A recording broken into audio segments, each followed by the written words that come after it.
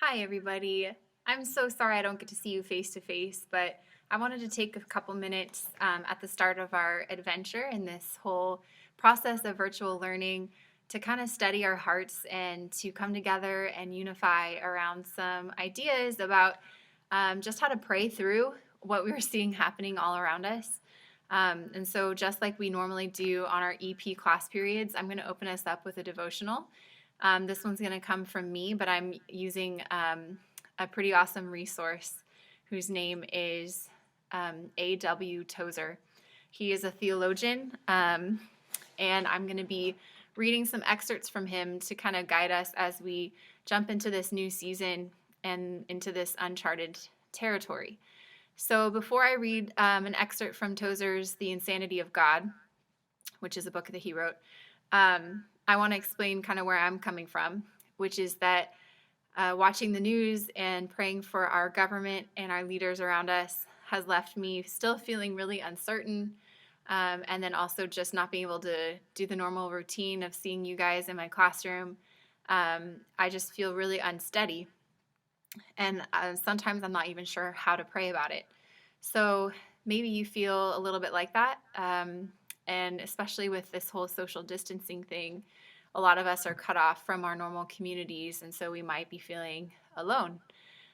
So that's kind of my context of how I'm feeling and where I'm coming from. But I have encouragement for you. There is hope.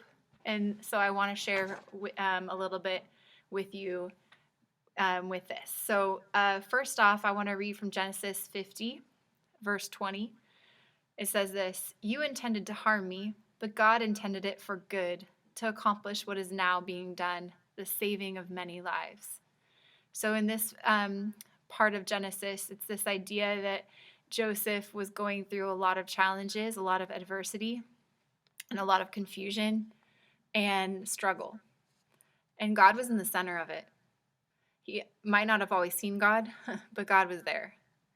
And so today I want to talk to you about the sovereignty of God, even in situations like pandemics.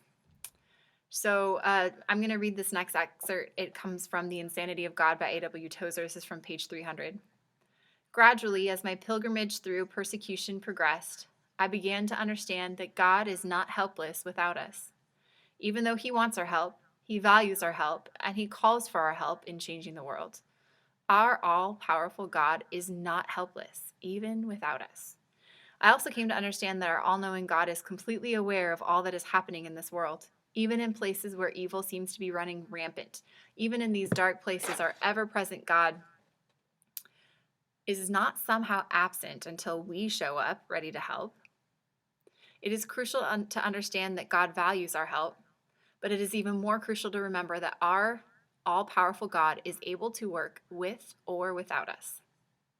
That our all-knowing God is not blind to the evil in this world or the suffering in this world, and that our ever-present God is there whether we are there or not. Indeed, one of the most exciting and encouraging lessons that my journey was teaching me was that God is always present and always working, even in the most hostile places on earth." So those are the words of A.W. Tozer. And so I want to kind of wrap up by sharing what Tozer says about God's sovereignty in kind of some different language. Imagine you're on a huge ship. Let's just say it's an ocean liner. And you're going from New York City to London. And obviously it wouldn't be in the middle of the coronavirus pandemic. And so you don't have to do self-isolation. You can go on this ship. Okay. So let's say you're on the ship. The course is set. The destination is determined.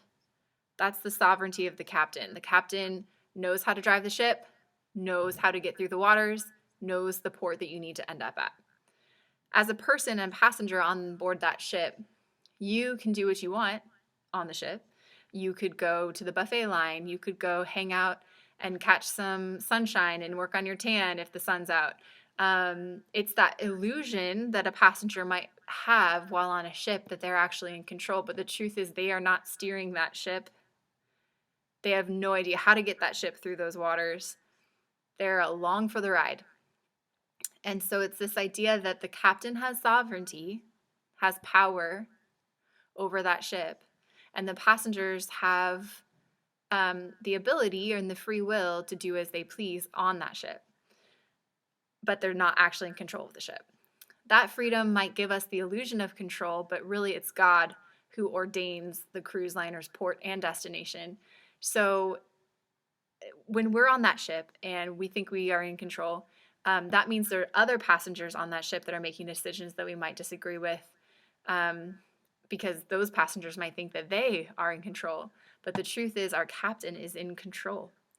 And in this situation that we find ourselves in with the coronavirus and with our school moving to virtual learning and any challenges that might come from that, we must remember that it is God who is our captain. He is leading us. He already knows the destination. He knows where we're headed. He's going to get us there. We're not in control. And maybe, just maybe, something like a pandemic is a way to wake us all up and give us eyes to see that we were, in fact, never that much in control to begin with. We might have thought we were, but the truth is we are just human. We are imperfect, we are fallible, we make mistakes, we fall short, and there's only so much we can do. And so if there's one thing we can take away from this so far, I know we're still at the beginning stages of how to respond to this crisis. If there's one thing I can ask of you, is to really lean into your faith right now.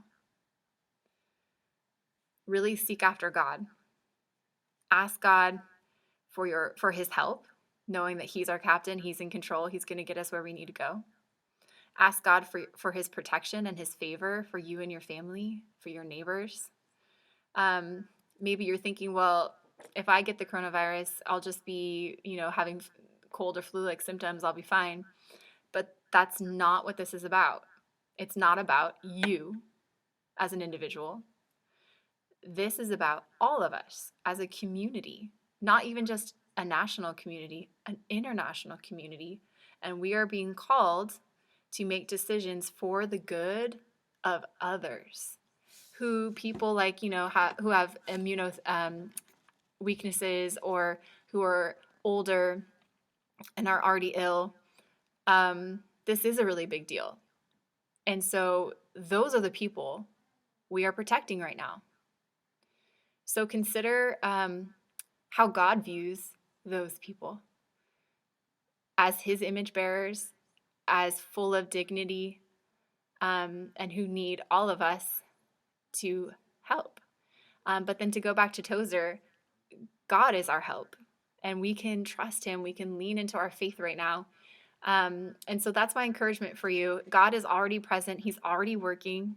Even if our classrooms are empty of students, God's presence is with us, and he can keep us unified even through this distance learning. And so I want to encourage you. I'm already praying for all of you. I'm praying for each one of you and your families, because I know this is a challenging circumstance. But I also want to offer, if you have a specific prayer request, please email me. If it's for yourself or for someone in your life, I would love to pray more specifically about how you're feeling and what you're going through right now. Let's stay connected. I don't want anyone to feel isolated, even if they're by themselves, because we have the power of technology to keep us connected and unified. So please do reach out and communicate with me. If you have any questions about what we're going to be doing as a class as we move through some lessons together online, I will be checking my email all the time. Like, it will basically be open all the time. So don't hesitate to reach out to me and ask me any questions. But of course, I want to be praying for you specifically. I want to answer your questions. I want to stay connected. God is going to be doing something in our community that's very unique, that has never been done before. And that gives me great hope. In spite of these circumstances, I know that God is up to something. And it's going to be for his glory. And it might even ultimately be for our good. We will see. So that's my encouragement for you in my devotional as we roll into some more virtual learning. Please do keep your eye on your email and continue to watch Veracross. We're going to be using emails and our grade book through Veracross, but also our class websites on Veracross. So you have a lot of options to stay connected, and I recommend that you check them every day.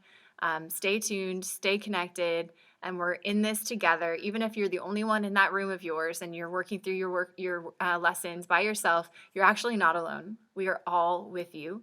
We're just a little farther apart right now. So we can do this. I love you guys, and I will hopefully see you face to face soon. If not, I'll see you through the computer. Okay, bye.